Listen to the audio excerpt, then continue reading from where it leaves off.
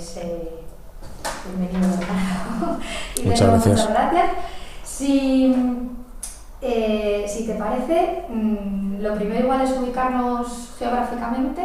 Pues eso, dónde naces, dónde vives, a partir de ahí, pues vamos donde nos quieras.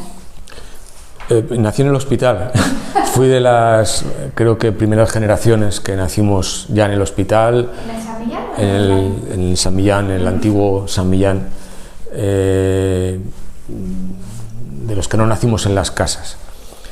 Pero nací en el San Millán, en el hospital, y viví la infancia. Mi domicilio era la casa de mis padres en Avenida de Colón. Esa fue la calle donde viví hasta los 18, 19 años. Ese era el domicilio paterno. Pero una parte vital en paralelo de esa infancia y primera juventud la viví en la calle San Juan, en esta calle, porque era donde vivía mi abuela y donde vivía mi tía María Luisa. Y yo alternaba entre las dos casas, la casa de mis padres y la casa en el número 20 de esta calle, de la calle San Juan. Eran dos mundos, dos vidas paralelas. La casa de mis padres era la casa de mis padres y la casa de mi abuela era la puerta a otros mundos muy distintos. Era una casa muy especial y vital para mí en todos los sentidos. ¿Por qué era tan especial para ti la casa? Cuéntanos un poco. La casa de mi abuela era un lugar donde sucedían cosas mentales y físicas, y de juegos y de excitación de la imaginación y de la fantasía. Era una calle en una casa mucho más pequeña, solamente habitada por mi abuela Martina y por mi tía María Luisa, y que estaba en un sitio completamente distinto. La Avenida de Colón estaba donde estaba, en una zona de Logroño más moderna, comunicada con otras cosas, con el Colegio de los Maristas, donde yo iba de niño, hasta que me fui a estudiar a Valencia, en la Universidad Laboral. Pero la calle y la casa de mi abuela Martina, en el número 20 de la calle San Juan, estaba ubicada en otra zona de la ciudad, completamente distinta y abierta a otras sensaciones y experiencias, mucho más cerca del centro. A su vez, esta calle era y es un espinazo lo era más entonces, entre paralelo y muy vivo, pero casi como oculto, podría ser invisible respecto al centro de la ciudad, al Espolón, precisamente porque estaba pegada a ese centro, y estaba solamente separado por una manzana. Pero a su vez era como una especie de entrada, de vía, de camino, que precisamente estaba entre los portales de la ciudad, la calle de los Portales con la catedral y el Espolón. Estaba en medio de lo que se considera el casco de la ciudad, y la calle de San Juan y sus aledaños la atravesaban como una especie de arteria intermedia. Entonces era estar en medio de muchas cosas, todavía de restos de gremios, de sonidos distintos, de un vecindario distinto, con unas clases más humildes y con unas casas también más humildes.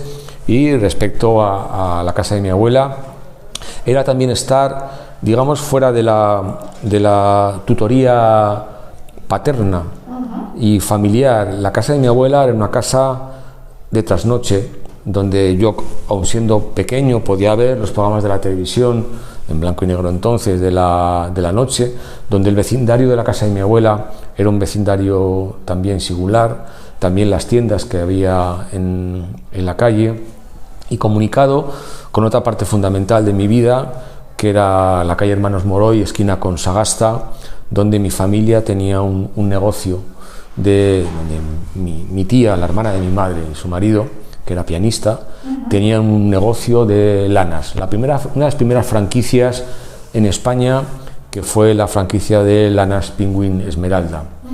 Allí mi tía y mi tío tenían, mi tía Josefina y mi tío Félix, tenían ese negocio, un negocio muy moderno, de diseño, de muebles, de mostradores, de lámparas, era francés, todo en una casa tan singular como que fue el primer dúplex de la ciudad de Logroño, una construcción de Rubén San Pedro, el arquitecto, y yo estaba entre esta casa de la calle San Juan y las visitas continuas a la tienda. Así la llamábamos en la familia, la tienda, has ido a la tienda, has estado en la tienda, y la casa de mis tíos, en el ático en el dúplex de esa casa donde se escuchaba y se veía toda la ciudad. Mi tío era músico, mi tío era un pianista excelente, que daba conciertos, era un pianista de concierto, además de que estaba en la tienda vendiendo lana, vendiendo billos de lana, lo alternaba, vendía billos de lana, daba conciertos magníficos de piano. Había sido padre blanco, mi tío había sido sacerdote, había sido un padre blanco, era una orden, y se salió cuando se casó con mi tía. Y la tienda tuvo un accidente que cambió mi vida y cambió la vida de mi familia. Mi tío y mi tía Josefina se mataron en un accidente de tráfico, los dos, cuando yo tenía 10 años, 11 años, cuando vivía en la calle Colón, aunque venía continuamente a la calle San Juan, en un accidente el día de San Mateo, cerca de Vandellós, cerca de donde estaba la central nuclear, en la carretera.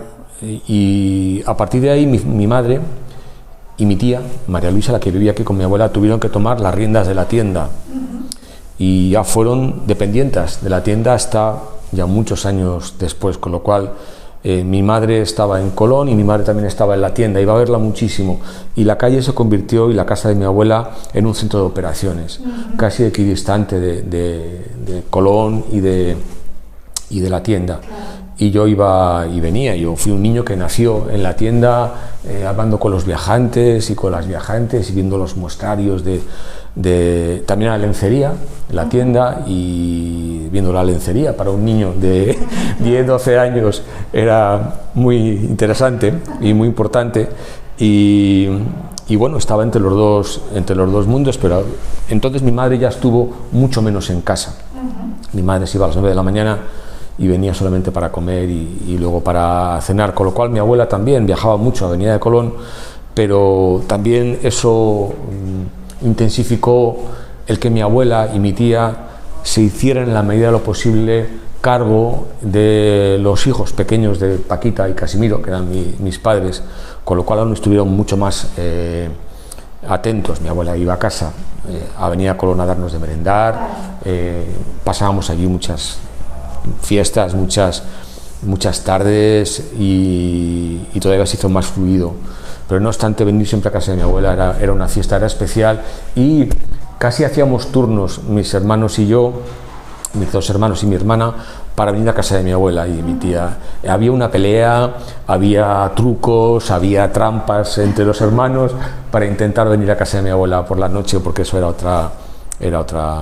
otra dimensión. Claro, os quedabais entonces, entiendo, a dormir alguna vez con la abuela. Sí, y miles también, miles también. Eso era, aunque luego íbamos a los colegios, o yo ya a la laboral de Logroño, cuando ya estudié aquí en la enseñanza media, y mis hermanos también en sus respectivos centros, pero sí, han sido infinidad de noches, desde muy niño, como te decía, desde que tenía igual 9, 10 años hasta luego los 20 y pico, en que no solamente dormíamos, sino que todos los sábados, durante muchos años, comíamos todos los primos, no sé aún cómo cabíamos, en el salón de estar de mi abuela, una mesa camilla prácticamente, y una televisión y una pequeña biblioteca. Allí comíamos todos los primos, primos y primas, y éramos unos cuantos.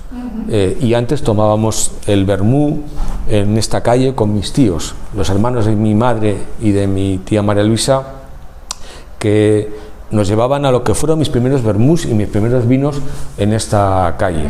¿Recuerdas algún bar en concreto? Sí, claro, íbamos siempre al Duaso. Era el primero, y luego pasábamos a la calle Llorías, al Chistera, y algunos que estaban también por esta calle.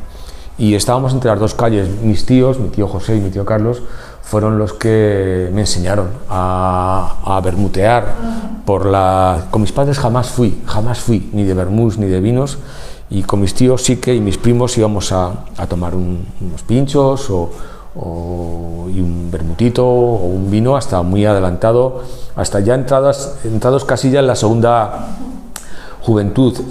Para poder venir a casa de mi abuela a comer los sábados, casi echábamos a mi tía en la calle, y de la casa de mi abuela tenía que marcharse a comer con mis padres porque no cabíamos todos. Y bueno, pues en casa de mi abuela aquí, mis primos y yo, que acabábamos todas las comidas con una botella de moscatel. Aquí hemos celebrado muchas cosas. Por ejemplo, hemos celebrado en la calle de San Juan, mis primos y yo, que Marco encontró a su madre, que en la serie de dibujos animados cuando Marco encontró a su madre, aún recuerdo la botella de moscatel y los vasitos y la fiesta. Ver la serie de dibujos animados, que entonces eran Mazinger, Heidi, Marco, lo que veíamos, o los Tres Mosqueperros o Willy Fogg, era acabar las comidas con una fiesta. De hecho, luego, siendo muy pequeños, también era el lugar de la ficción. Empezamos a hacer comedias. Yo con 9, 10 años hacía comedias en casa de mi abuela, en el pasillo de casa, e incluso en el salón, el salón, que iba desde aquí hasta aquí, si llegaba, convertíamos la puerta que daba a la calle Ollerías en un telón teatral, y encima de sillas hacíamos comedias, y eran teatritos que montábamos hasta el final de la tarde, cuando empezaba en la televisión Viaje al fondo del mar, y dejábamos de hacer la comedia para ver Viaje al fondo del mar. Algunos de esos capítulos en esta calle yo los he visto detrás del sillón de casa de mi abuela, muerto de miedo por lo que pasaba dentro del Sibiu, y el sonido del mar y los monstruos del abismo que encontraba el capitán Nelson y su compañía. Pero era un lugar de creación continua, y donde vi muchas películas también en la sesión de tarde, de las 4 de la tarde, cuando no había rugby. En aquellos tiempos había el sábado por la tarde o rugby, o las regatas de Oxford contra Cambridge a las mismas horas, o una película de sesión de tarde, todas en blanco y negro. Como te digo, yo tenía 11, 12, 13 años, incluso menos todavía. Y luego, después de Viaje al fondo del mar, ya más adelante, en La juventud baila, etcétera, etcétera, de todos los, es decir, en los tiempos de gris, hasta los tiempos de gris de la película, que ya cogía otro tono a la tarde, hasta que a las 8 de la tarde venían mis padres, salían de la tienda y venían a recogernos para llevarnos a misa a la Redonda. Nos bajaban a misa de las 8 en la Redonda. Y allí yo recuerdo que sobre todo, yo empecé a ver pintura en la Redonda con esa época, los cuadros de la Redonda, es mi primera pinacoteca. Yo me pasaba los 40 minutos que duraba la misa viendo aquellos cuadros, algunos muy, muy siniestros de temática, pero era para mí un mundo fantástico, uno más de los que fueron incentivándose en esta calle. Como te decía antes, el poder ver, por ejemplo, Estudio 1 en casa de mi abuela, incluso algunos capítulos, algunas emisiones de 2 rombos, ¿no?, que no podía ver en mi casa. En cambio, en Colón sí que las veía aquí, en casa de mi abuela, excepto una. Me acuerdo perfectamente, que fue Las Brujas de Salem. Las Brujas de Salem, en una versión legendaria para Estudio 1, no me dejaron verla. Pero recuerdo no poder verla, me fui a la cama, igual tenía 14 años o 15 años o menos, y recuerdo sí haberla escuchado entera. Las imprecaciones a Proctor, toda la escena final, yo no la pude ver, pero la escuché. Aquello me agudizó muchísimo el oído respecto a escuchar y a no ver, pero a escuchar. Algo que se acrecentó todavía más y forma parte constitutiva de mi imaginación, que fue una vecina, Tere, la Tere, así le llamábamos, familia de Fernando Alamañac, el Tere Alamañac. Ahí tenemos Fernando y yo una especie de parentesco común. La Tere era una mujer muy, muy especial, que todas las noches, casi todas las noches de su vida, hasta que se casó muy al final, con un hombre, Luis, que construía belenes en botellas gigantescas y las colocaba en el balcón de la casa. Luis, una especie de exmarino que fabricaba como digo, botellas en todo el año, belenes dentro de botellones grandes. La Tere hasta ese momento subía cada noche a cenar a casa de mi abuela y de mi tía. Para mí era una familia más. Y yo, si no subía a la Tere, no era igual. Va a subir la Tere, porque la Tere, al final de la cena, me contaba películas, narraba películas que yo no podía ver en el cine porque era menor. Era otro espectáculo de este barrio, a diferencia de Avenida Colón. Las carteleras en Portales. Las carteleras en Portales eran en todos los muros de la calle, estaban las carteleras, los fotocromos, que ya no existen, que anunciaban las películas que estaban en la Avenida, en el Saón, en el Dúplex, en el Moderno, el Bretón, el Diana, etcétera, los más antiguos. Y para mí, recorrerme las carteleras de la ciudad, yo estaba durante horas viendo las carteleras de la ciudad. Para mí era un espectáculo. Cuando cambiaba la cartelera los jueves o los viernes, bajar a ver los fotocromos de las siguientes películas era fascinante. Yo podía estar delante de un fotocromo 10 minutos viéndolo, imaginando lo que pasaba de una película que igual era para 18 y yo no podía ver, y veía los fotocromos. Bajaba bien de casa de mi abuela o de la tienda a ver los fotocromos. Pero la Tere subía a casa y me contaba una película que ya acababa de ver, pero que yo no podía ver. Entonces se sentaba después de la cena y me iba contando la película. Y yo la iba viendo a la vez que me la contaba, aunque no pudiera verla en el cine. Sí me contó muchas películas. Y eso agudiza la imaginación, el que alguien te cuente lo que no puedes ver. Porque ahí está, para mi juicio, el germen de la imaginación, que es ver por dentro. Eso está claro. Yo creo que luego ver el cine y ver el teatro, y que para mí sigue siendo vital, todo proviene de no poder verlo al principio y de ver los fotocromos de películas vetadas para mi edad, o películas que tampoco podía ver en los cines. También la Tere nos contaba películas, algunas de miedo, y que todavía agudizaba mucho más la imaginación. Pero con esto que has comentado de escuchar, que es un tema muy interesante, algunos programas como Historias para no dormir, ¿estas las veías? Sí, recuerdo perfectamente. Historias para no dormir formaba parte del catálogo. ¿Te dejaban verla? Sí, me dejaban verla en casa de mi abuela. Claro, había más libertad. Mi abuela, además, tampoco estaba muy al tanto digamos, de la programación. Mi tía lo era más, pero tampoco le importaba mucho el que yo viera las cosas. Además, jugábamos a ¿me dejas verlo, no me dejas verlo? Pero no le voy a decir nada a tu madre ni a tu padre. Mi abuela se sentaba a cenar, fuera lo que fuera en televisión, y mi abuela empezaba a leer el periódico del día a las 12 de la noche. Las Riojas, como ella decía, todos los periódicos eran Las Riojas, todos. Mi abuela, que llegó a leer todavía El País al final de su vida, porque se lo dábamos nosotros, pero eran Las Riojas. Cualquier periódico era equivalente de Las Riojas. Y mi abuela a las 12 de la noche empezaba a leer La Rioja, hasta que le decíamos, cuando en televisión sonaba la oración y el cierre. La televisión, hubo un tiempo en que se acababa. Ahora es imposible de contar, pero la televisión se acababa, y acababa con una oración y con un cierre. Y cuando empezaba a salir el curita, que a mi abuela le parecía muy bien ese curita, le parecía muy guapo, y le decíamos: abuela, oración y cierre. Y yo: ¿qué hora es? ¿Pero qué hora es? Abuela, son las 12:30, la 1. Y siempre decía: repuñeto, ¿qué horas me dan? Entonces, incluso empezaba a quitarse la ropa en el saloncito, hasta que se quedaba en combinación. Fue de luto toda mi abuela, de luto toda la vida. No la conozco de otra manera. Se quitaba la ropa y se iba a la cama. Y Historias para no dormir era un plato fundamental en casa de mi abuela los viernes por la noche. De hecho, un programa de Historias para no dormir que me marcó fue La Pata de Mono. La Pata de Mono, que es un capítulo legendario de Historias para no dormir. Yo la vi en casa de mi abuela y todavía tiemblo cuando lo veo. Hace no mucho que se editaron en DVD toda la serie, y lo primero que hice fue ver el capítulo de La Pata de Mono, y aún me producía un miedo antiguo, un miedo que ya sientes otros miedos cuando tienes otra edad, pero aquel miedo de La Pata de Mono, de Historias para no dormir, y algunas más. Recuerdo El Gato Negro, también la recuerdo.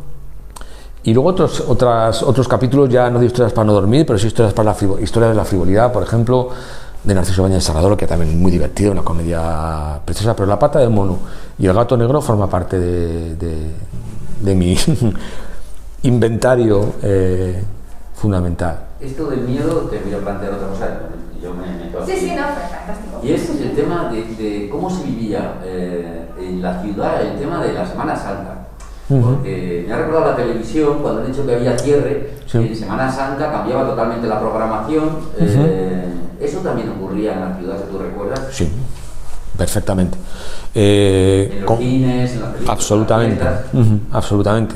Yo, el estar aquí en casa de mis padres, especialmente mi madre, mi madre y mi padre eran muy religiosos, lo fueron siempre, pero no fueron nunca nada beatos, por decirlo de una manera, sin ningún sentido peyorativo, pero mis padres pertenecían a comunidades de base de los años 40 con Gerardo Capellán y personas que estaban en la punta de la iglesia en muchas cosas, pero por ejemplo a mi madre no le gustaba nada la Semana Santa, no le gustaban nada los pasos, no le gustaba nada de nada, nunca fui con mi madre, una vez creo que fui con mi madre a ver los pasos, recuerdo ver yo agarrado a las columnas del Hospital Viejo, subido a las columnas cuando era muy niño y ver pasar los pasos, pero mi madre no era nada en absoluto de esa imaginería ni de ese ritos. En cambio yo aquí lo vivía muchísimo porque el sonido de los pasos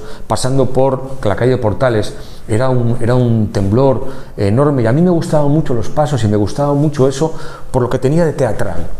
Para mí cada paso era un pequeño escenario y de hecho lo que más me gustaba era ir con mi abuela o ir con mi tía a ver en las iglesias lo que llamaban los monumentos, que ya tampoco se instalan, aunque vuelvo a recorrer siempre en Semana Santa las iglesias a ver si queda uno. Los monumentos era una reproducción de la Última Cena y eso suponía reconstruir la mesa de la Última Cena con los platos. Recuerdo haber visto algún cordero ya bastante pasado de fecha encima de los platos de barro de la Semana Santa, las ropas y túnicas de los apóstoles, una puesta en escena que era más o menos lujosa y más o menos teatral y más o menos iluminada. Y recuerdo la de la iglesia de Santiago, recuerdo la de la Redonda, íbamos a ver los monumentos, porque para mí eran teatros. El de Palacio, por ejemplo, también lo recuerdo, era de los mejores. Y para mí la Semana Santa tenía esa parte de entre fascinación y terror.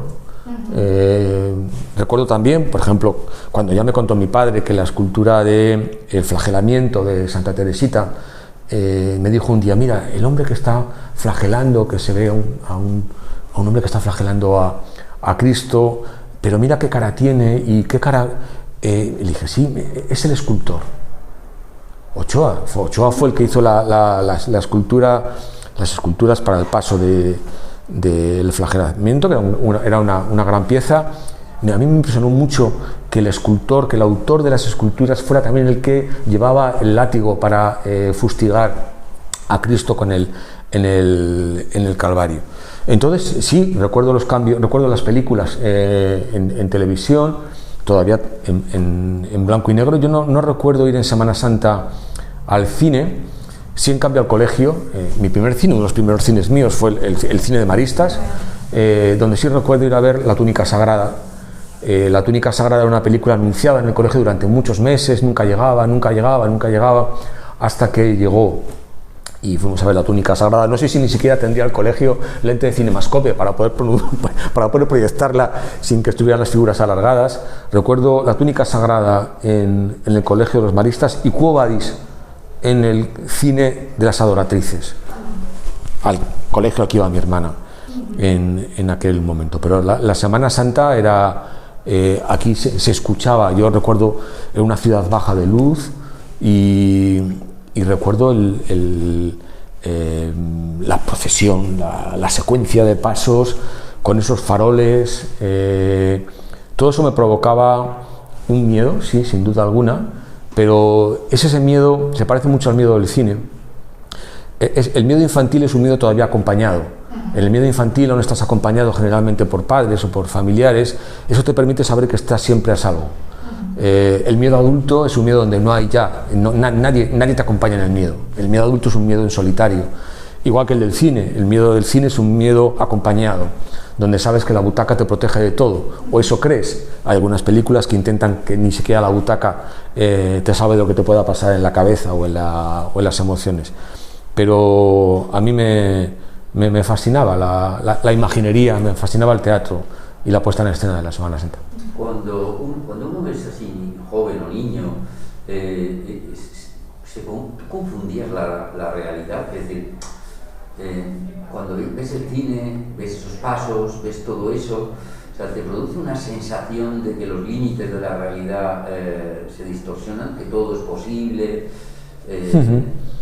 Sí, si se amplía el campo de juego y sobre todo empiezas a mezclar cosas en la cabeza. Yo sí, a mí todo eso me ilusionaba, formaba parte de mi vida constitutivamente. Ni siquiera puedo decir que fuera un espectador, sino que eso te habrá pasado, eso empieza a alimentar,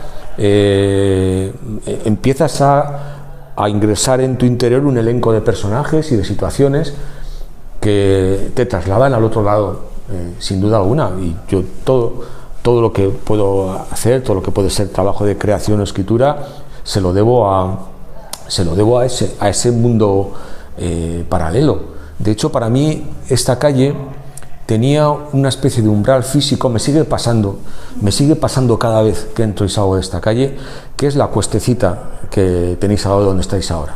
Esa pequeña cuesta, esa pequeña depresión que te hace bajar hasta la calle y luego te hace salir. Para mí, cruzar ese umbral y bajar a la calle de San Juan supone ya ingresar en otro mundo completamente distinto. Eso era un límite donde a la calle de San Juan ya había que descender. Me gustaba mucho más entrar por aquí que entrar por allí, por Marqués de Vallejo. Me gustaba mucho más entrar por el Muro del Carmen bajando hacia la calle de San Juan, porque eso era como entrar en Shangri-La. En un Shangri-La. En Shangri-La había que pasar una montaña, un pasadizo, etcétera, etcétera, para llegar a Shangri-La. Esto era un Shangri-La pequeño, digamos, pero había que pasar una especie de peaje que era bajar. Y recuerdo cuando bajaba con mi abuela, de la mano de mi abuela. Era exactamente igual para mí que bajar la pendiente de las salas cinematográficas, que también lo fue con mi abuela la primera vez, muy cerca de aquí, en un cine ya desaparecido, que es el Cine Frontón. Era el Cine Frontón, el antiguo Cine Frontón. Mi primera proyección de cine, 20.000 leguas de viaje submarino, y una de Rafael, era un programa doble, Cuando tú no estás, se llamaba así, y me llevó mi abuela. Yo tenía 5 o 6 años, y recuerdo la pendiente de entrar en el cine, película empezada, y entrar en una pendiente que yo perdía el equilibrio, iba agarrado a mi abuela, ya los radiadores de calefacción del cine de Frontón. Y para mí, claro, eso asocio el bajar a algo con ingresar en un mundo distinto, y me pasaba lo mismo cuando entraba en esta calle, y todavía lo sigo sintiendo. Cuando bajo, es una especie y cuando subo igual. De hecho, yo cuando salía de esta calle de niño no cogía Muro del Carmen para llegar al semáforo, sino que, y muy responsablemente, también había menos tráfico, yo cruzaba la calle, o sea, llegaba hasta la calle y pasaba la glorieta, a esa parte de la glorieta. En cambio, cuando iba a la tienda de mis tíos, luego de mis padres, era todo piso llano, hasta que iba hasta allí. Pero también formaba parte de toda esta parte de la ciudad, ya todo empezaba en esa cuesta. Igual te hago preguntas. ¿Recuerdas las fiestas de la calle? O sea, ¿recuerdas cuando había fiestas que ponían una verbena en la calle Ollerías y la ponían en el cruce de la travesía San Juan? No. Fíjate que el otro día creo que me lo comentaste además cuando nos encontramos. No recuerdo las fiestas de la calle. No, porque era tan intensa la vida mía dentro de casa de mi abuela, que lecturas también y más cosas, y bajar a ver a la tele, subir continuamente, ir al altillo, un alto que había, una guardilla, era subir a la guardilla, donde había una bicicleta rota y un go-kart roto, y había baúles. No recuerdo, también porque, como os decía, es que mis padres no eran nada de fiestas, no lo eran naturalmente. Y luego es que estaban todo el día trabajando en la tienda. Mi padre trabajaba en una empresa de construcciones Hilcon, y mi madre estaba, desde la muerte de mis tíos, continuamente en la tienda.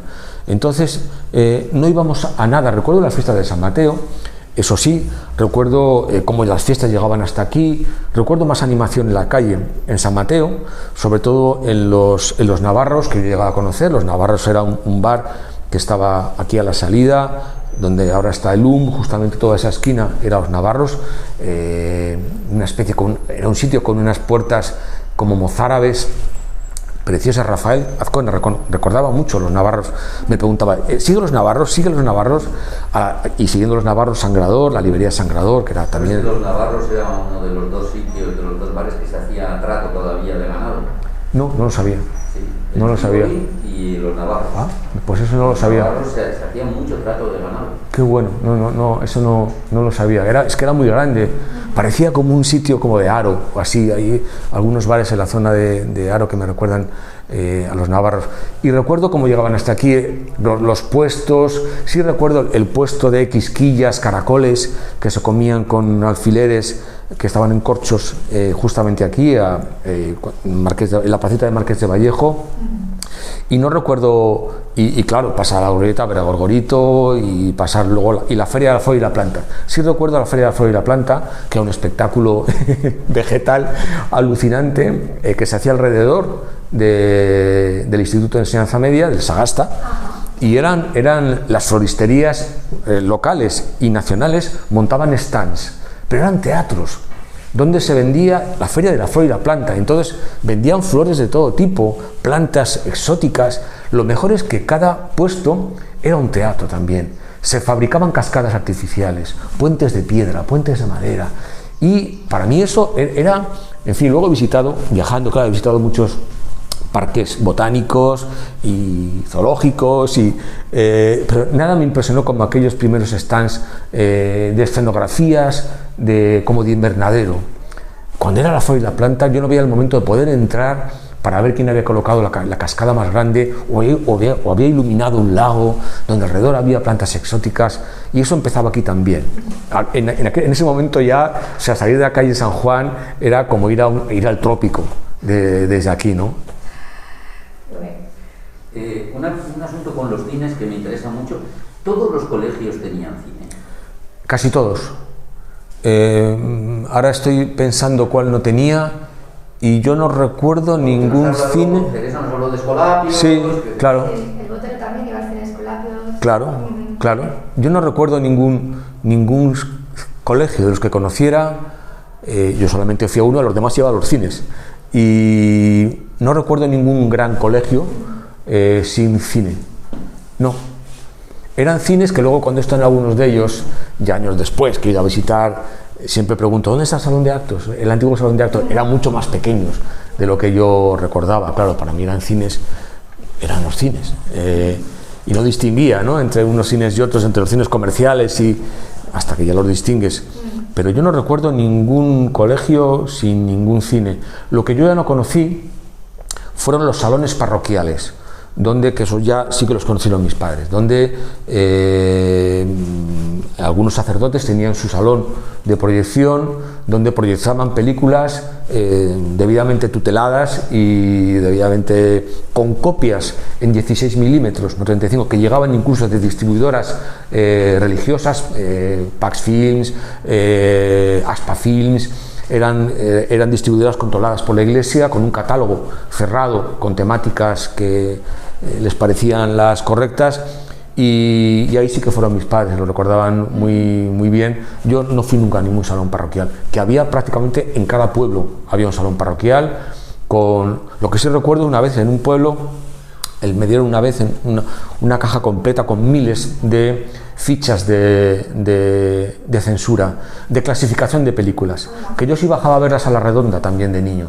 En todas las iglesias de la ciudad, en Logroño y en toda España, donde ahora hay publicidad de campañas eclesiales o las hojas parroquiales o campañas sociales, las que anuncian las iglesias a la entrada, ahí estaba siempre el observatorio le llamaban, ¿no? Y ahí estaban pequeñas fichas, guardo miles en casa, donde las películas estaban clasificadas por números 1, 2, 3, 3R y 4. autorizada para todos los públicos a 4, que era gravemente peligrosa. Entonces cada película tenía una numeración, una descripción y una calificación moral. Y tú bajabas a ver qué calificación tenía La Vuelta al Mundo en 80 días, o una de Sor Citroën, o El Violinista en el Tejado. Es decir, qué calificación tenían y si podías verla o no podías verla. Y eso estaba en la redonda. Eso daría se me ocurre que daría un estatus, ¿no? Ir al colegio o a tu cuadrilla de amigos y decir, pues yo he visto una peli que no podías ver, ¿no? Sí, claro. Eso fue muy... yo ya no lo pude hacer porque yo a los 12 años, yo dejé Logroño. Estuve 3 años viviendo en Valencia, en la universidad, no viviendo en Valencia ciudad, sino en Cheste, la Universidad Laboral de Cheste. Yo allí hice la segunda parte de la EGB. Mis padres pidieron una beca, no podían seguir costeándome el colegio, y donde yo estuve muy a gusto y donde hice mi primer teatro, las fiestas del colegio. El teatro que se hacía en el colegio se hacía en el Bretón. Yo actué en el Bretón con 9 años, 8 años, haciendo Pedro y el Lobo, y en sesiones de colegio. Y yo ya cuando llegué a Logroño a los 15 años, 16, y ya fui a la laboral, ya tenía 16 años. Las películas ya había una autorización que era 18 años y menores acompañados. Y yo, aprovechándome de eso, iba con mi tía. Mi tía María Luisa, la que vivía con mi abuela, era una grandísima aficionada al cine. Entonces yo iba con mi tía a todas las películas. Yo, la persona con la que más veces he ido al cine, antes de ir con mi mujer, con Teresa, fue con mi tía. Yo con mi tía fui a verlo todo. Y muchas veces me dejaban entrar porque iba con mi tía, para poder ver la película. Pero sí que en Cheste, que había un cineclub formidable, la Laboral, dirigido por gente de la cartelera Turia de Valencia, que bien conoces, Carles, y veíamos películas que no se podían ver, que los niños no podían ver en ningún lado de España, y lo veíamos con 12 o con 15, con 12 con 15 años. También teatro. Recuerdo una versión de Luces de Bohemia, de un grupo independiente de Valencia, formidable, que no lo veía en la vida, o ver actuar a cantantes de la Nova Cançó, entre valencianos y catalanes. Las Laborales fue un invento de desclasamiento y de despolitización de los hijos de las familias de economías media-baja, trabajadores, obreros proletarios, que se salió por la culata a Solís, que fue el que las creó absolutamente. Las Laborales fueron sitios donde yo empecé a hacerme la razón política. Yo ahí conocí a niños que eran hijos de exiliados, que los padres estaban fuera, las madres vivían todavía en sus ciudades, y ahí de niño yo vi con 13 años El extraño viaje de Fernando Fernán Gómez, un cine adulto, y muchas más, que a mí me marcó y me ganó para el cine adulto y para la reflexión cinematográfica ya para toda mi vida. Yo le debo todo a ese cineclub. Cuando volviste, ¿te sentías que ya no pertenecías a la ciudad, o sí? Muy buena pregunta y muy buena cuestión. Sí, en parte sí. Yo soñaba en Cheste, yo hacía dibujos, tenía 12 años, 13 años, hacía dibujos de qué recorrido haría, por qué calles haría cuando volvía a mi ciudad, que era verano, Navidades y Semana Santa nada más, durante 3 años, qué recorrido haría desde el autobús. El autobús salía desde el reloj Bergerón, prácticamente en uno de los andenes del Espolón, y yo hacía dibujos de cómo iría desde ahí hasta casa de mi abuela, cómo bajaría hasta la calle de San Juan.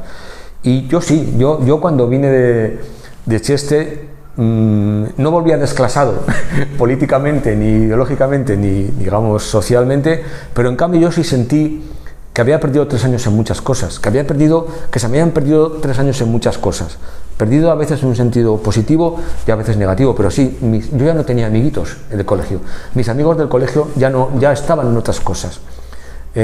Estaban en otras profesiones. Yo siempre pienso que hubiera sido si no me hubiera marchado a Cheste. Yo hago lo que hago porque no soy abogado, o porque no soy médico, o porque no soy empleado de un funcionario. Donde fueron la mayor parte de mis compañeros de colegio. Sí, yo vi que ya no era, yo vi que ya no era ellos. Y yo hice otros amigos en la Laboral de Logroño, otros amigos más afines a mí en las cosas que que me interesaban. En el laboral un profesor mío era Fernando Gil Torner, con el que obviamente hice teatro en su teatro pobre, y Concha, su mujer, Concha Rivas y Pepe Ramo. Quiero decir, yo tuve un elenco de profesores en el laboral que me hicieron la cabeza en muchísimas cosas y el corazón, porque los sigo queriendo muchísimo a todos ellos, y con ellos tengo una relación formidable. Los que Pepe no, o Antonio Recarte no, porque murieron, pero sí con Concha y con Fernando. Pero sí, también mis hermanos habían pasado 3 años en sus cosas, habían crecido, y yo eso me lo había perdido. También 3 años en los que perdí, en que no pude ir con chicas. De los 12 a los 15 es el momento en el que empiezas, y claro, la laboral de Cheste era una laboral donde solamente estábamos chicos, y solamente cuando ibas al pueblo, a Cheste, al cine, precisamente, el Imperial, creo que se llamaba, de Cheste, a ver películas, a ver La aventura del Poseidón, o a ver, y en el pueblo aprovechabas para intentar ver chicas, las únicas chicas que recibíamos en Cheste eran las falleras, la fallera menor y su séquito, que nos las llevaban en fallas a la laboral para merendar con ellas. Los niños de la laboral a un lado de la mesa y las niñas falleras al otro lado. Y no había más contacto.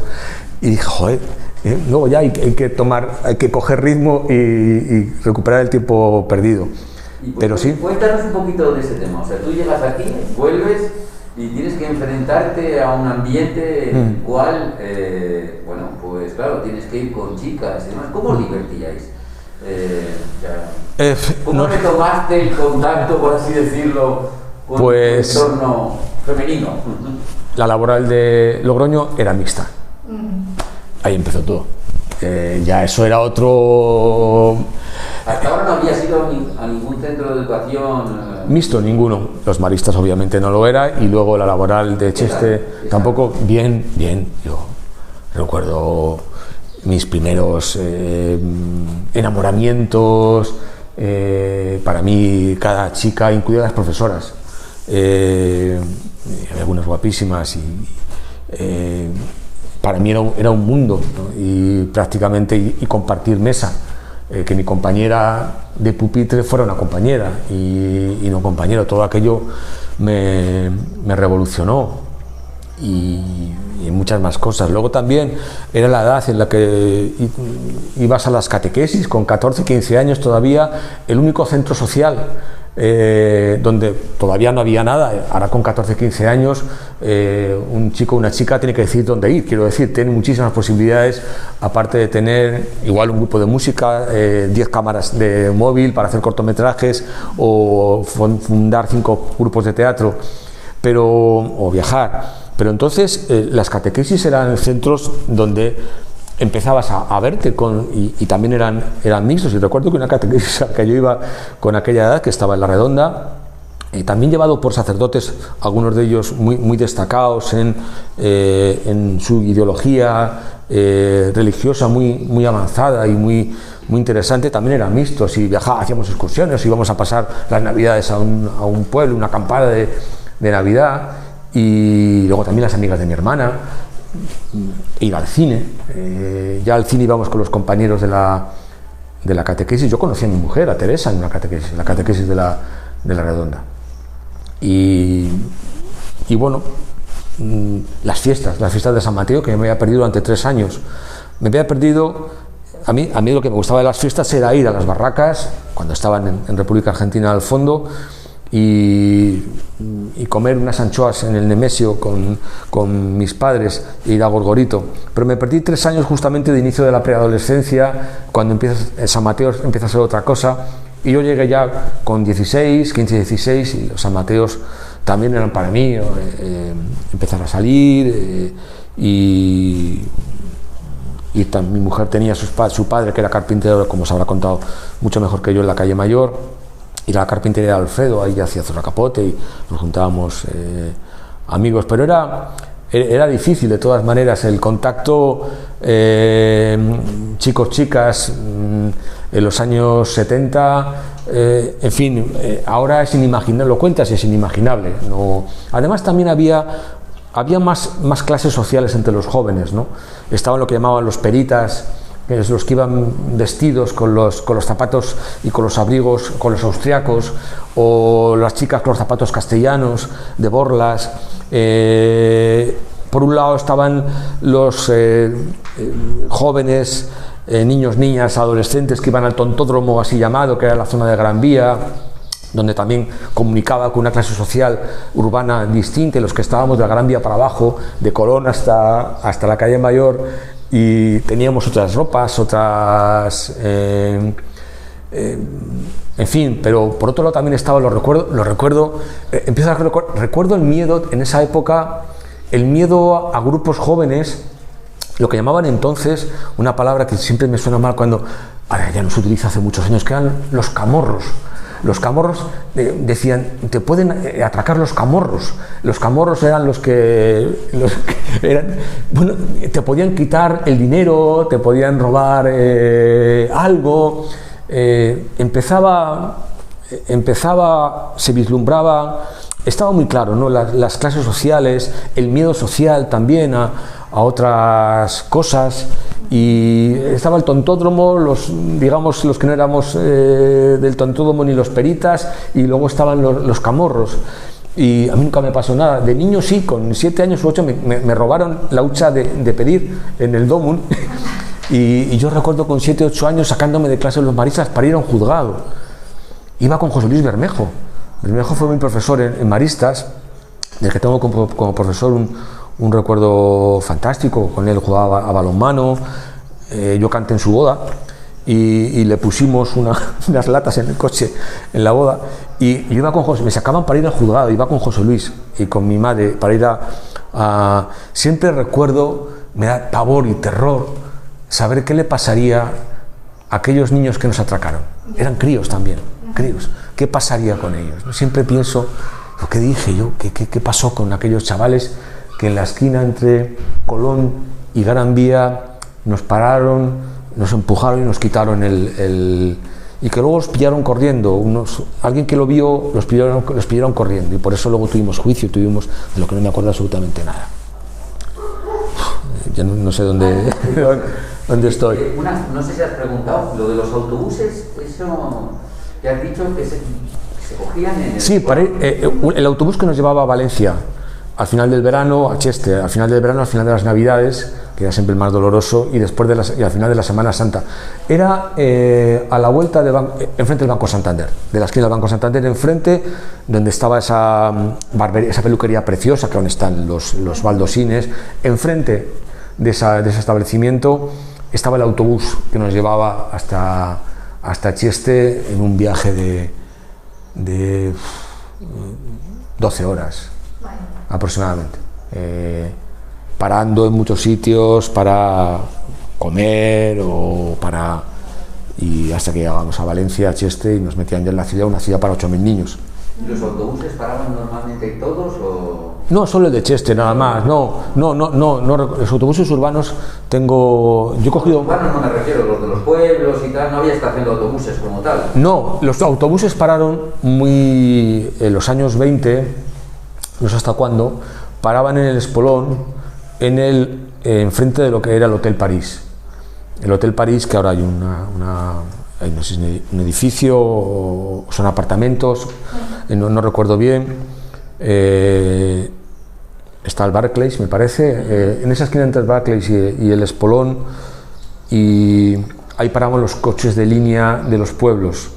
Pero hablo de los años 20 y pico, era ahí donde paraban, en ese andén del Espolón, y donde estaban, como se ve en algún documental de los años 20 sobre Logroño de esa época, también estaban los puestos de pastillas, las pastilleras que vendían las pastillas de café con leche, etcétera. Durante mucho tiempo fue ahí, y yo no recuerdo luego dónde había más. Yo ya no recuerdo más que luego la estación de autobuses de Yo te lo pregunto actual. por una curiosidad con el cine. ¿Con el cine? Tiene que ver con el cine Diana. ¿Tú recuerdas el cine Diana que tenía un reloj puesto Sí, a la entrada y otro junto a la pantalla? Claro, perfectísimo. ¿Cómo no?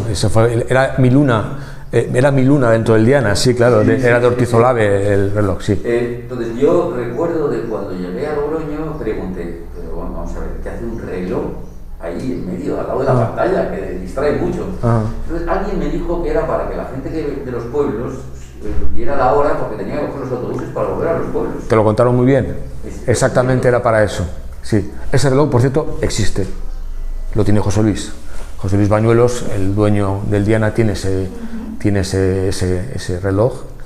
Y hace poco, cuando montamos en la Casa de la Imagen en Navidad de Xanadu, en la exposición homenaje a los 125 años del cine, que vino a verla con su familia, la exposición, al cabo de unos días me llamó para decirme: tengo en casa el reloj, ven a verlo un día, venid a verlo, tú y Jesús, para que lo veáis, lo guarda, ojalá algún día lo pudiera tocar y ver y custodiar. Pero sí, efectivamente, era un cine, el cine Diana era un cine bueno, un cine de primera, y efectivamente, te lo contaron muy bien, estaba hecho para que pudieran saber a qué hora salían los autobuses. Además, la casa, que creo que era Ortiz Olave, si no recuerdo mal, tenía la publicidad, y es verdad, porque era una luz dentro del cine. Yo no conozco ningún otro cine en el mundo de los que he estado que tenga un reloj y ahora me molestaría si fuera un cine donde hay un reloj que era grande, el reloj.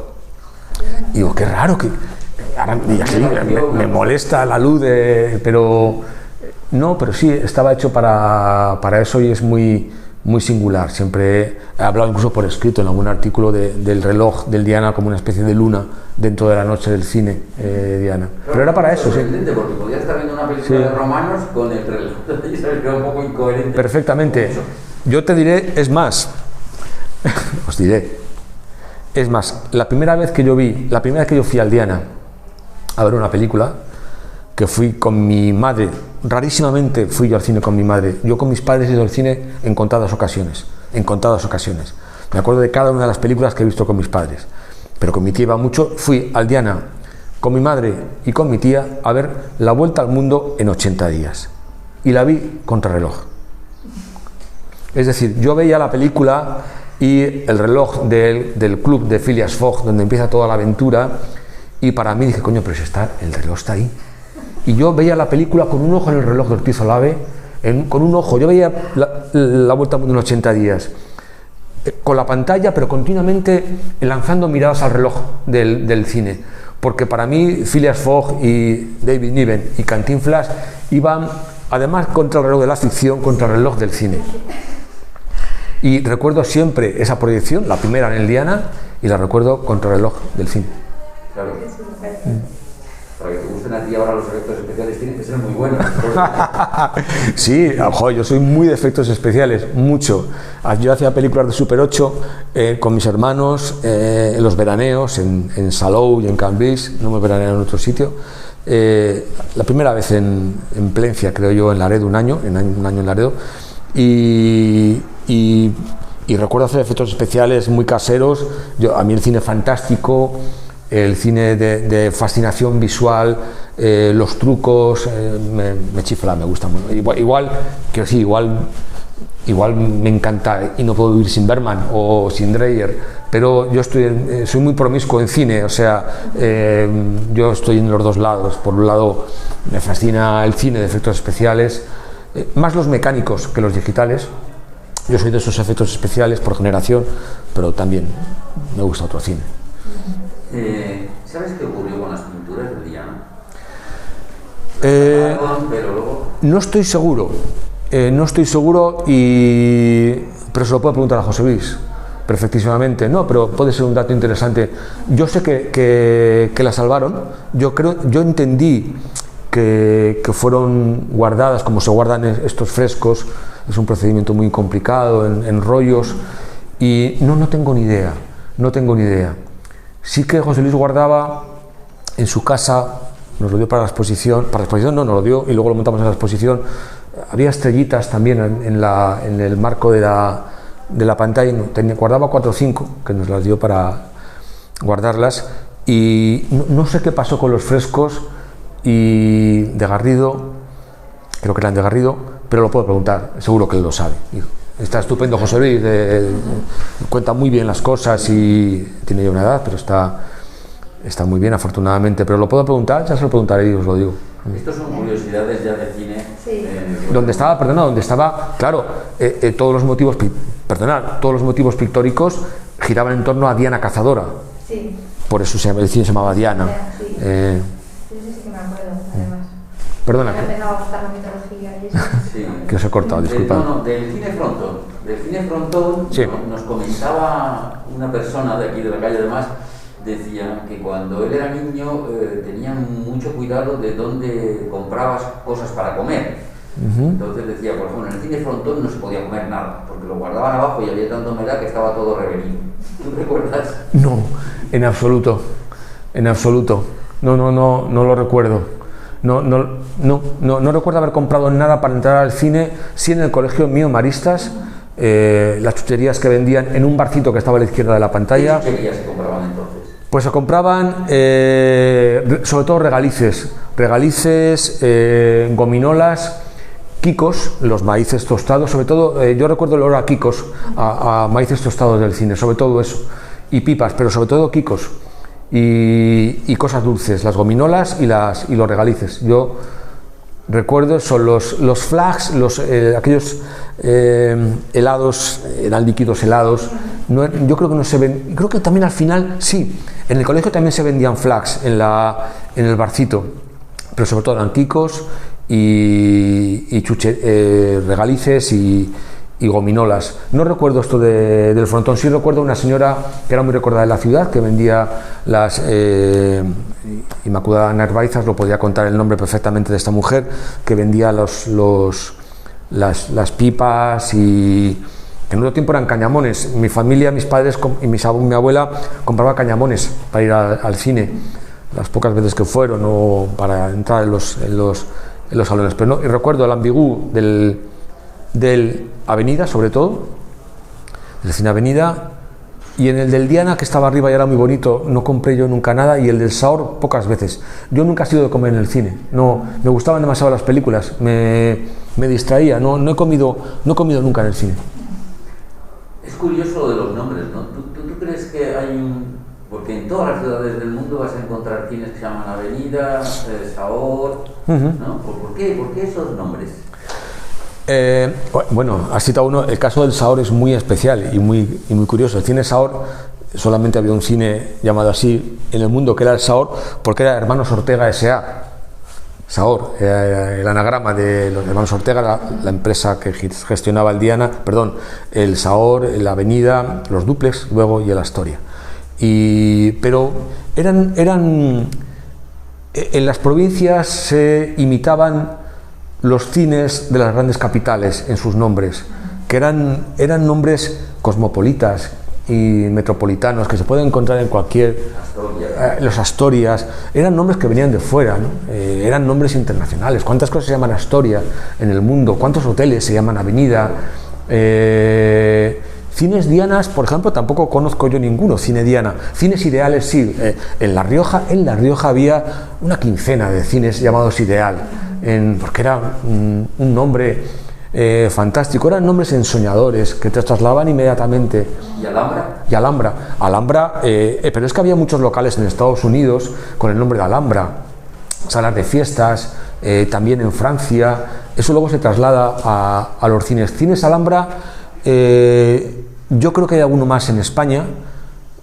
Es el único cine de Logroño que yo no he conocido por dentro, el único que no he conocido por dentro, de los históricos, digamos, pero sí por fuera. Pero sí que estoy recordando alguna otra ciudad, no quiero equivocarme con algún otro cine Alhambra, pero era otro nombre internacional. Eran salones de fiestas, y esos nombres luego se trasladan al cine. Luego hay cines con nombres conmovedores, que son el nombre de sus dueños. Cine Martina, había uno por ahí. Cine Cachumbo, había otro. Cine Mari, eran nombres de los dueños, de sus mujeres o de sus hijos. ¿Los cines de verano los has conocido tú aquí en Logroño? Sí, no, pero yo creo que no llegué nunca. Había un cine de verano que estaba en la esquina, lo que era el cine, lo que es el BBVA. Eso era un hotel y luego fue un hospital, creo que la clínica del Dr. Cospedal, que tenía un patio, y ese fue un cine, Jardín Cinema. Fue un cine durante los años 40-50. Yo no sé, recuerdo perfectamente el jardín con la casa, pero yo creo que ya no recuerdo, no sé hasta cuándo se dio cine ahí. Yo creo que no he llegado al final de eso. Y no ha habido más cines de verano, exceptuando ya en los años 80, cuando en la Plaza del Mercado, Lucas Gutiérrez, empieza a dar cine contratado por el ayuntamiento en proyectores de 16 milímetros, que lleva algunas películas a algunas plazas de la ciudad y a más plazas, no solamente en la Plaza del Mercado y en el ayuntamiento, en el Espolón también se dio, pero no recuerdo yo cine en la calle, así como si he ido a cines de verano en pueblos. Lo recuerdo perfectamente en Albelda, por ejemplo, donde también Javier Cámara iba mucho al cine de niño con su sillita y con... Yo no recuerdo el Logroño cine de verano, no, en la calle no. ¿Y tú ibas a las piscinas? Sí. Yo era socio mis padres eran socios de Cantabria. Ahí le he dado el micrófono y voy a repetirlo. Mis padres, ahí también había dos mundos y dos Logroños, incluso más de dos, pero mis padres eran socios de Cantabria porque a mi padre le gustaba mucho jugar a la pelota pala, y allí había frontones, un frontón. De nuevo la dificultad de relación intersexos. Cantabria estaba dividido en dos, como bien sabéis, lo habrá contado más gente, una parte para mujeres, otra parte para hombres. Ya lo máximo fue en los años 80, un poco antes, la mixta, la piscina olímpica de la mixta. Pero mis padres eran de Cantabria, porque Cantabria pertenecía entonces al clero, y por eso íbamos allí. Pero yo, cuando venía a la calle San Juan, en tantas noches de verano, que yo recuerdo las noches y las tardes vistas a través de las persianas verdes, como se llama la persiana alicantina, esas persianas verdes, a través de las cuales escuchabas la calle, una especie como de sordina del verano y del calor del verano. Cuando yo pasaba aquí esos veranos, yo iba con mi tía a las piscinas del Ebro, que es una experiencia. En fin, yo no recuerdo otra ciudad, igual vosotros sí, con las piscinas metidas dentro del río.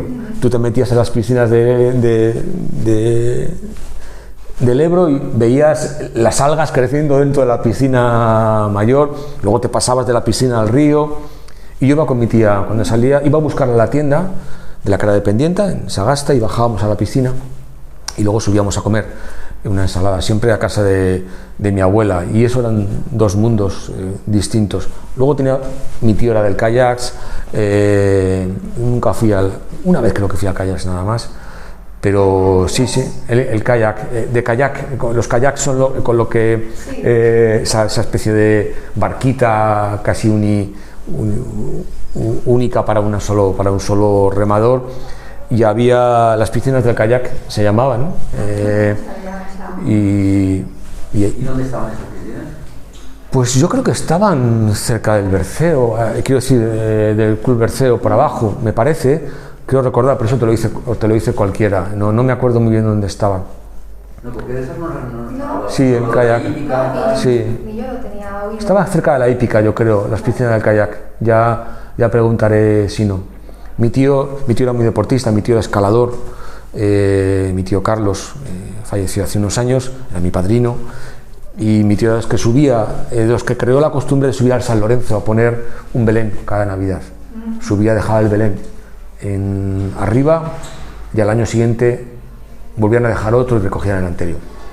Y mi tío, las piscinas del kayak debían ser muy deportistas y para muy deportistas, pero yo estaba entre el Ebro, para mí bañarme en el Ebro. Yo es algo que yo siempre lo digo, que bañarte en el Ebro, bañarte en un río, si no te has bañado en un río eres distinto. Si te has bañado en un río de niño, la experiencia del baño y de ver pasar el agua por tu cuerpo y la corriente del agua y las piedras en los pies y los peces, todo eso es una experiencia ya cada vez más desaparecida. Muy raro que un niño se bañe en una poza o se bañe ya los padres, no te bañes, no te metas ahí, ten cuidado. Incluso en algunos sitios lo prohíben, pero bañarte en un río, ver pasar el agua a través de ti, a través de un río, eso te cambia, te hace de ser de una manera distinta, igual que no bañas en el mar nunca, ¿no? Si no te has bañado en el mar, no sabes muchas cosas, ni de tu cuerpo, ni de la naturaleza, ni de nada. Y yo fue el primer río en el que me bañé, o el segundo, seguramente el primero fue en el Iregua, cuando mis tíos se mataron, que te contaba antes. Cuando mis tíos se mataron, pasamos una temporada larga en la casa de mis tíos, de mis otros tíos, en Puente Madre. Vivían en Puente Madre. Tenían animales, tenían una granja, tenían tierras pequeñitas, unas huertitas, y con 10 años, 11 años, fue mi primer río, nos bañábamos en el Iregua. Y coger cucharones, ver pasar las carpas, el olor del río, todo eso te hace ser como eres. Que luego además entiendo que también otra parte de dos mundos, ¿no? Que contabas de tu abuela y de tu tía también, el ir a la piscina no es lo mismo ir a Cantabria, desde luego, claro. Esto, que ir a esas piscinas del Ebro, que estaba todo Logroño, es decir, que había todo el dibujo. Todo Logroño. No me dejaran... ¿Eran mixtas? Sí, eran mixtas. No lo he dicho, eran mixtas. Eran mixtas. No me dejarán mentir las fotografías, es decir, las fotografías de Teo, por ejemplo, y de otros fotógrafos, atestiguan cómo era aquello. Eso era una ciudad. Claro. Era una ciudad. En Madrid había sitios parecidos en esa época, pero que no estaban en un río. Las piscinas que estaban a la salida de la ciudad, no recuerdo cómo se llamaban, eran míticas también en Madrid. Rafael iba mucho de joven allí cuando se casó con sus hijos. Pero es que estaba todo Logroño con los bañadores de los años 70, y luego también era una ciudad merendero. Claro. Se iba a comer yo no, porque mi tía no se quedaba a comer allí, nos traían a comer a casa de mi abuela, pero y estaban las familias completas, con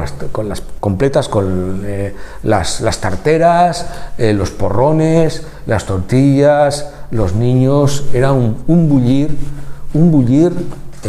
completamente extinguido. Sí. En cualquier no lo puedo trasladar a ningún otro espacio, ni siquiera al mar, ni siquiera a la playa. Ese bullir en ese momento, en el verano, en el Ebro, es otro planeta. Sí, tenía que ser, desde luego. Sí, que otras generaciones hemos vivido los coletazos de claro. de ir a estar a la playa. Bueno, y hemos seguido yendo allí a tomar chuletas. Mi domicilio es Avenida de la Playa número 1. Avenida de la Playa. Cuando me dice Avenida de la Playa número 1, Logroño, bueno. Claro. Sí. ¿Hay algún personaje que tú recuerdes de tu infancia, así un personaje de la calle, ¿sabes? ¿Te acuerdas del Tabudete, no? Pues así un personaje que fuera sorprendente. O sea, yo cuando llegué aquí conocía al Tabudete, pero ya no conocía al Padre Gato, tal, esos personajes míticos de la ciudad, para bien o para mal. Sí, al Padre Gato, por supuesto. El Padre Gato era mi amigo de mi padre. Mis padres se hacen de Cantabria por el Padre Gato. Y luego, cuando mi padre se jubiló, mi padre era un grandísimo aficionado al arte. Mi padre era guía de la Redonda, era un espontáneo, explicaba la Redonda, porque el Padre Gato le llamó y mi padre encantado, y se sabía todo, se sabía cada cuadro, y sí, al Padre Gato lo conocí y lo conozco, bueno, de hecho por ahí está, y don Federico, que sigue teniendo un humor extraordinario. Y te contaba antes, sí, había un personaje que era una vecina de mi abuela, de casa de mi abuela, la Tere, que era también tía de Fernando Lamañac, era familia de Fernando Lamañac, y era Tere Lamañac, que era Tere, vivía con su hermana, que era sastra su hermana, cosía. Las dos hermanas, se llamaban Mari Carmen y Tere, vivían juntas, las dos solteras, y vivían juntas en la casa. Mari Carmen cosía, y yo bajaba de niño, muy de niño, a su casa, me tenían como adoptado, y yo les pedía que me dieran galletas saladas. Entonces era una cosa rarísima, galletas saladas. Bajaba a pasar tardes con ellas a comer galletas saladas, ya que me pusieran el disco de West Side Story. Tenían un single, un EP, como se dice ahora, con la canción de María de West Side Story. Y entonces yo comía galletas y escuchaba la canción. Y pasaron muchas más cosas en esa casa. Yo leía libros que tenían de aventuras. Y como te comentaba, Mari Carmen murió muy joven, se quedó sola Tere, y Tere subía a cenar cada noche a casa de mi abuela, y bueno, le contaba, nos contaba, sí, me contaba películas, una mujer de una fantasía desbordada, y para mí era un personaje fundamental de la calle, además de otros personajes que conocí mucho menos, pero que me fascinaban. Segura, el pintor. El pintor que tenía aquí el taller, las pinturas Segura, es el local de Tastaví. Eso era un taller de pinturas de murales, que igual hacía un mural para una fachada o para una casa que una pancarta para unas peñas. Sí recuerdo las peñas dando vueltas por aquí en San Mateo, sobre todo más que en San Bernabé, y asomarme al taller de Segura era fascinante. Estaban obras a medio hacer, cartelones a medio hacer, los botes de pintura por el suelo y Segura por dentro, carteles Segura, no me acuerdo cuál era el nombre de la empresa, sería carteles, no, tendría otra, Pintura Segura que lo pintaban todo. Era fascinante, era entrar. Yo no he podido conocer, he conocido algunos, pero después a los que pintaban los murales de la Gran Vía de Madrid, los cartelones de cine, he conocido algunos de ellos de Logroño, de La Rioja, mejor dicho, pero no conocía. Lo más parecido era ver pintar a Segura los murales que pintaban para cualquier cosa. Eso fue un maestro de pintores. Y Segura era muy... y otros ya de locales, de bares, tiendas, etcétera, podría decir algunos, pero el personaje para mí de la calle fue la Tere. Y luego también familias y amigos, que mi mejor amigo durante muchos años fue mi vecino de calle.